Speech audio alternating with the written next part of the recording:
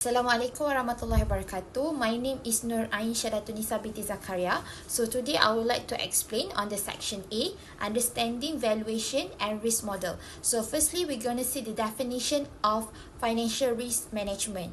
Okay, financial risk management is defined as a process of identifying, analyzing and alleviating any possible threats that may cause negative impact towards an organization's condition. So companies need to develop strategies to address any internal or external factors such as market volatility, credit defaults, liquidity shortage, and also operational failures. So the assessment is very important to be done by bank, investment firms and also insurance companies to maintain a good financial performance and to avoid any losses. Okay, next we will discuss on the importance of financial risk management in Malaysia's banking sector. The first one is to maintain the financial stability. An efficient financial risk management acts as a protector against some risks such as market risk, credit risk and liquidity risk, where to make sure banks can keep bouncing during economic downturns. So the stability of the banking sector is crucial to preserve depositors' well-being and public confidence, to build more savings from households and businesses, and to prevent any panic withdrawals due to the bad rumors or speculation. So banks also operate as a financial intermediary that channels funds from savers and borrowers, so they need a strong stability that guarantees ongoing access to financing for government, corporations and families. The instability of the banking sector will lead to slow investment movement, increase of unemployment and weakened GDP growth. Based on the impact of the Asian financial crisis in 1997, Malaysia took precautions by nourishing their risk management framework to avoid the same crisis from happening in future. During the global financial crisis in 2008, Bank Negara Malaysia set high capital adequacy ratios which must be held by Malaysia's bank and have a good liquidity management which helps in absorbing losses. In addition, a strong stability allows the banking sector to run smoothly with lower risk and possibility of failure. They are capable of managing any non-performing loan by maintaining the capital strength and improving their profitability. After the subprime crisis occurred in US, it opened Malaysia's banking sector eyes to limit the borrowing amount and have a stricter lending requirement with detailed review on borrowers' credit assessment.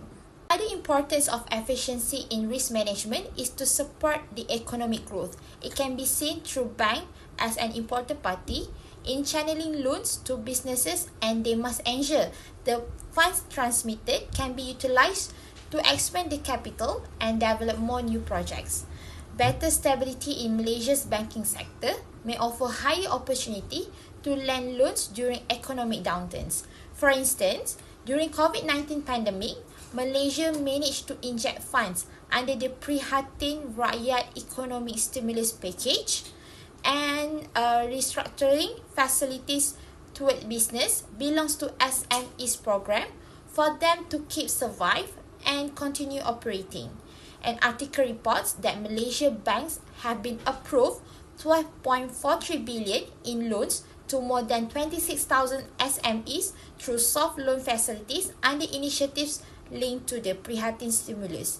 It also includes funds such as Special Relief Facility SRF, Automation and Digitalization Facility ADF, and All Economic Sector Facility AES. Investment done by households in property, business and education contribute to better economic growth, which strengthens the support for individuals, consumer must be prioritized. For example, housing loans served by banks encourage more individuals to have their own house, so the ownership leads to lower long-term housing costs, boosts household wealth over time and enhance financial security. Residential housing loans have a significant amount in Malaysia, about over 60.5% of total household debt, which is 928.1 billion, indicating high demand for home financing. Value at risk (VAR) is a measurement used to measure financial risk in estimating the maximum amount of losses of an investment or portfolio within a period at a given confidence level and under normal market conditions. It also can be used in simplifying a complex portfolio risk into one number to improve in managing daily task reports. Common risk language also can be developed from this measurement to indicate signals for banks and regulators. Nowadays, VAR is used widely but must come with expected shortfall and stress testing to recognize the limitations. The function of VAR in Malaysia's financial institution is to measure market risk. There are a few market variables that are used by VAR, such as interest rates, price of equity, foreign exchange rates, and commodity prices to quantify the potential losses that might be arise. It consists of Islamic and conventional financial instruments. Then, Malaysia banks and investment institutions will collect relevant market data from the past historic movement, such as BNM OPR and MGS yields, to analyze the interest rate movement. There are also equity index movement by referring to FBM and KLCI. Only verified information supplied by approved market data provider would be considered. Afterwards, financial institutions must decide the best VAR methodology that can be used, such as historical VAR, covariance VAR, and Monte Carlo simulation VAR to implement according to the analyzed exposures and data collected. A simpler portfolio is allowed to use simpler models, while portfolios with derivatives demand for more detailed models. The data requirement also depends on the method. Some of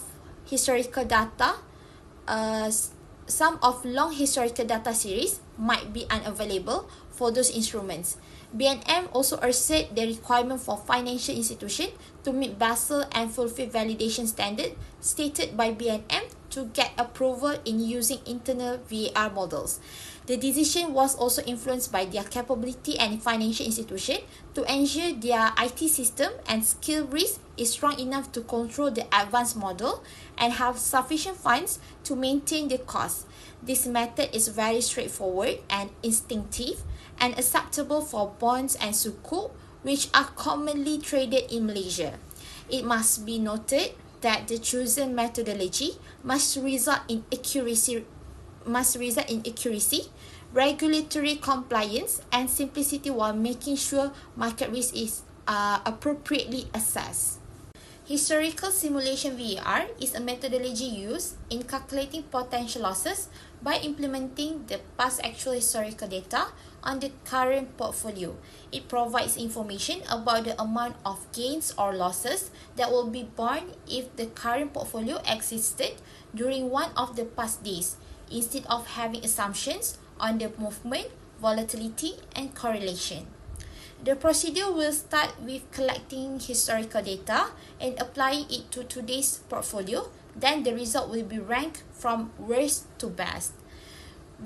Next, banks will choose the confidence level to measure how certain they want to be that their losses will not surpass a specific amount during a given time period. After that, banks will be able to interpret their VAR, amount of losses, exactly the cut-off point, which is between acceptable losses and extreme losses. In addition, this method is using real past historical data involving actual shocks, crises, and volatility periods, so the result must be more realistic compared to the mathematical assumptions. For example, the increase of interest rates during 2008 global financial crisis and COVID-19 market shock also will be shown in VAR results. Utilization of this method also refutes the assumption of normal distribution because any crashes that happened previously will be included, and it captured any skew return, which gains and losses are not symmetrical, so one side might be extreme losses or gains than the other side. There are two types of skewness, negative and positive skew. Negative skew means they will often have small gains and infrequent deficit, so the return graph will form a long tail on the loss side, and it is a threatening signal for banks and investors. However, the positive skew explains and often of small losses and occasional large gains, So there will be a long tail on the gain side for the return graph, and it is usually happen in capital ventures and buying options. VAR is used by a few parties including BNM as regulators, board directors and senior manager to measure the number of losses based on the historical data. Above all, this method was easier used to clarify the result because it used a simple formula instead of having z-score variance covariance and distribution theory. As the regulators, they have much belief and confidence with the transparency of the data and easier to have a test to justify the model result. Unfortunately, the limitation where they believe the future will act like the past and are unable to predict any risks that have never happened before. It caused some market crises to be underestimated and a problem of dependence on inaccurate historical periods. Next is parametric VAR, also called as variance covariance VAR, which is a method used to estimate losses by assuming the return will follow the foreseeable price pattern. It is known as parametric because it derives from a few parameters such as volatility, correlation, and average return. A normal distribution will form a bell-shaped curve, indicating that most of the time the gains or losses are small.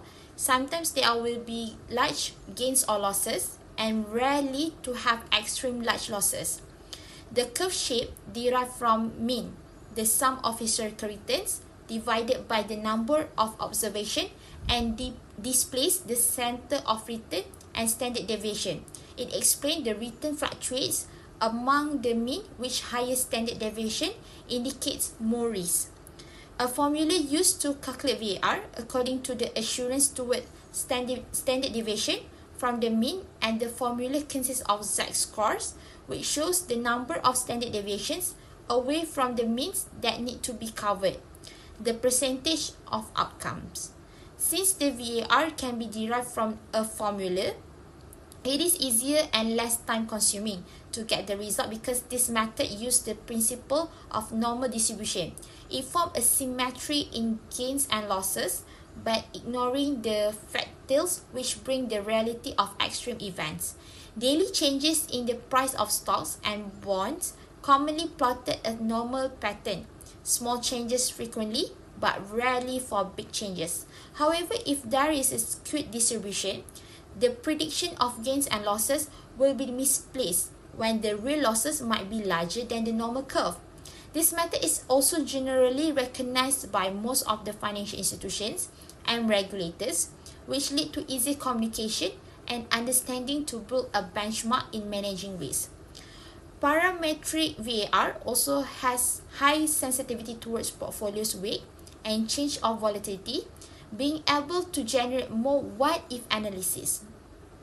The movement of portfolio value is proportional with change of price, so the estimation of risk can be done by using simple math of average and standard deviation. Assalamualaikum warahmatullahi wabarakatuh. Good day everyone. My name is NURUL SHADATULNISSA. Today I will be presenting section B of our financial risk management case study, which focus on the calculation and interpretation of value at risk or VAR, using a Malaysian banking example involving Maybank. In this case study, Maybank hold an investment portfolio value at 100 million ringgit with an expected monthly return of 1.5% and a monthly standard deviation of 4%. The objective is to calculate the 1 month value at risk or VAR at a 95% confidence level using the parametric method. The key input used in this calculation include the portfolio value of 100 million ringgit, a monthly standard deviation of 0.04, a confidence level of 95% with a corresponding Z value of 1.65 and a time horizon of 1 month. So the first step in the VAR calculation is to determine the potential adverse move, also known as PAM. This is calculated by multiplying the Z value by the monthly standard deviation. By multiplying 1.65 by 0.04, the pump is obtained as 0.066 or 6.6%. This figure represents the maximum expected adverse percentage changes in the value of the portfolio over 1 month period at the selected confidence level. The next step is to calculate the daily or period earning at risk, referred to as DEAR. DEAR is obtained by multiplying the value of the portfolio by the potential adverse move. In this case, 100 million ringgit multiplied by 6.6% result in 6.6 million ringgit. This amount represents the potential monetary loss that may face due to market movement within the 1 month period. Finally, the value at risk is calculated by multiply DEAR by the time horizon. Since the time period is 1 month, the VAR remains 6.6 million ringgit. Therefore, the 1 month VAR for Maybank investment portfolio at a 95% confidence level is 6.6 million ringgit, indicating the maximum expected loss under normal market conditions. So, the 1 month VAR of 6.6 million ringgit at a 95% confidence level indicates that Maybank is 95% confident that its investment portfolio will not lose more than 6.6 million ringgit within 1 month under normal market condition. At the same time, there is a 5% probability that losses could exceed this amount, reflecting the presence of downside risk in the portfolio. From a risk management perspective, this VAR result suggests that Maybank portfolio is exposed to a measurable and manageable level of market risk. VAR provides a single numerical estimate that allows risk manager to clearly assess the potential impact of adverse market movement, such as changes in interest rate, equity prices, or exchange rate. This helps the bank evaluate whether its current risk exposure is consistent with its overall risk appetite. In addition, VAR plays an important role in the internal risk control and regulatory compliance. It supports Maybank in setting internal risk limit, allocating capital efficiently, and monitoring portfolio performance over time. So for this slide is comparison between the historical method and the Monte Carlo simulation method for VAR calculation. These two commonly used approach for calculating value at risk, and both aim to estimate the maximum potential loss of a portfolio at a given confidence level. However, the two methods differ significantly in terms of assumption data usage and flexibility, which affect their sustainability in different market conditions.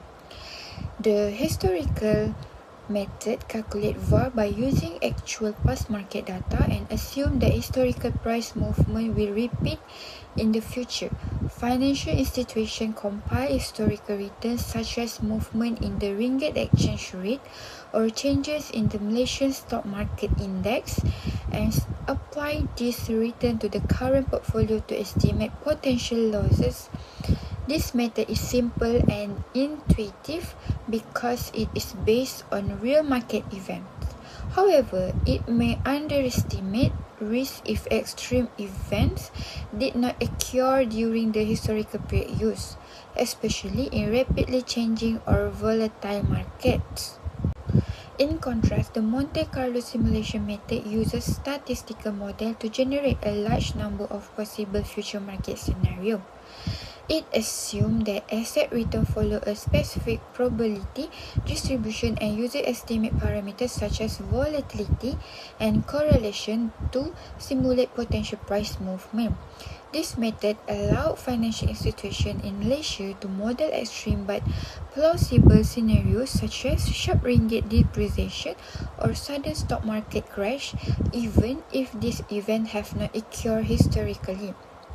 The main advantage of Monte Carlo simulation is high flexibility and ability to handle complex portfolio and uncertain market conditions. However, it is more computationally intensive and heavily dependent on the accuracy of model assumption. If the chosen distribution of parameters are incorrect, the resulting VAR may be misleading.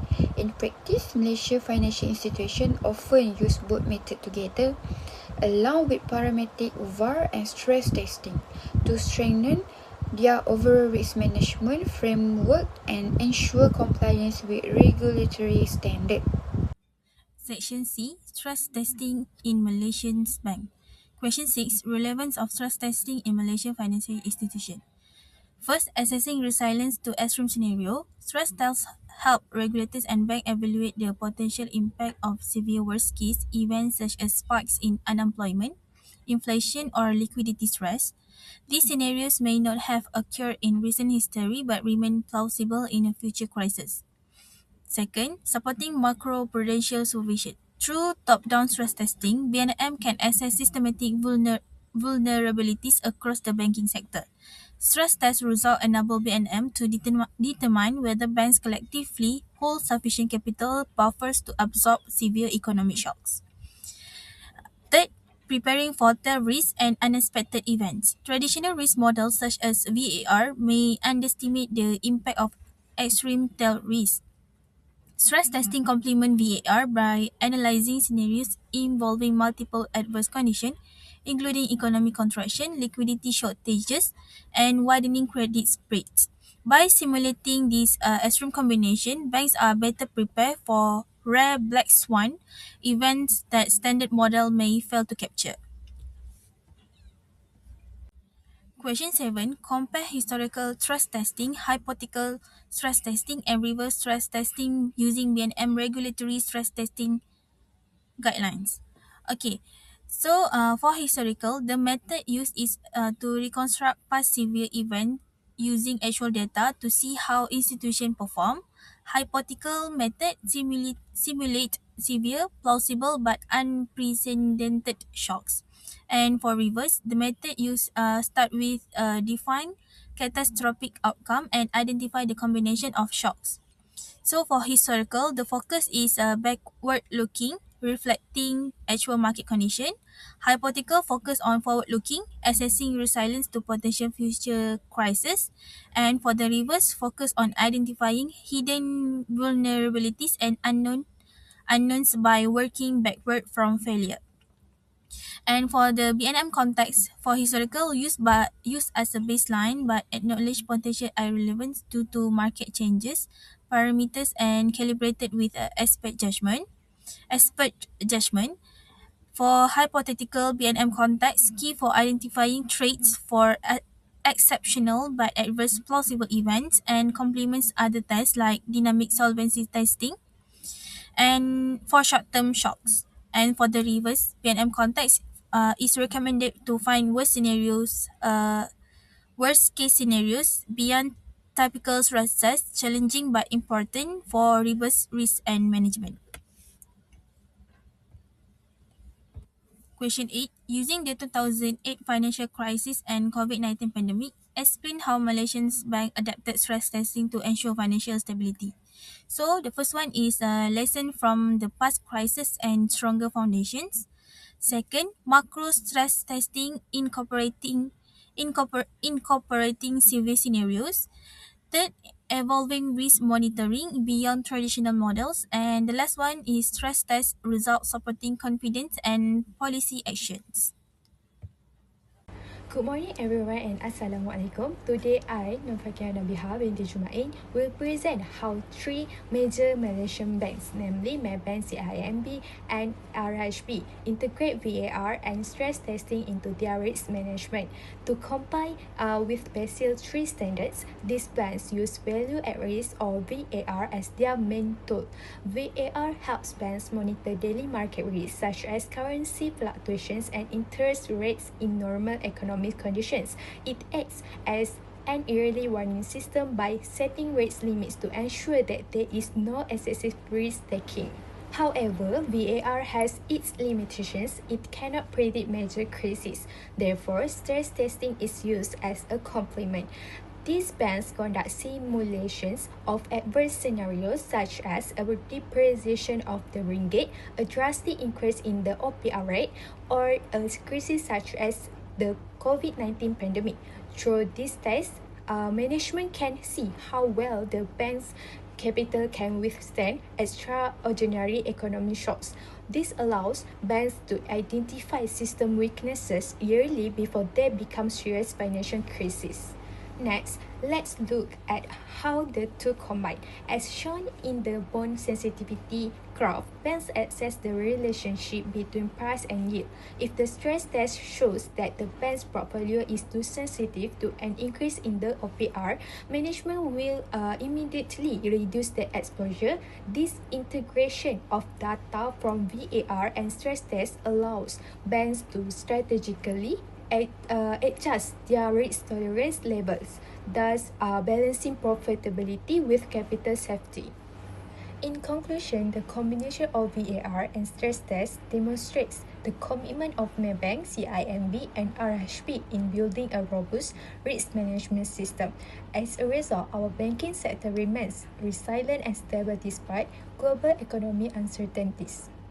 Next, I will explain the three main weaknesses of value at risk or VAR in the Malaysian banking system and how stress testing helps overcome these weaknesses. First, VAR fails to capture tail risk. VAR only shows the maximum loss at a certain confidence level, for example 99%, but does not tell how big the loss would be if that level were breached. In the Malaysian context, during the COVID-19 pandemic, the VAR calculated before the crisis showed low risk, but in reality, there was a sharp increase in non-performing loans, which is NPL, after the moratorium ended. This proves that the actual losses can far exceed the VAR estimates. This is where stress testing comes into play, as it simulates extreme scenarios such as pandemics and economic crises to assess the resilience of banks. Second, VAR relies too much on historical data and normal distribution assumptions. Problems arise when there are sudden economic changes that have never happened before. In Malaysia, the value of the ringgit and oil prices often fluctuate without following historical patterns. Therefore, risk predictions using VAR become less accurate. Alternatively, Bank Negara Malaysia's stress testing uses adverse macroeconomic scenarios such as a prolonged recession and currency depreciation without relying solely on historical data. Third, VAR tends to underestimate risk when correlations between assets collapse. Under normal circumstances, assets such as stocks, bonds, and currencies may not move in tandem. However, during a crisis, all assets can fall simultaneously, causing portfolio losses that are much larger than the VAR estimate. Stress testing addresses this issue by constructing a perfect storm scenario, which is a combination of several simultaneous shocks such as rising interest rates, falling stock markets, and a depreciation of the ringgit. This method is used by major Malaysian banks such as Maybank, CIMB, and RHB. In conclusion, although VAR is an important risk measurement tool, it has major weaknesses when used alone.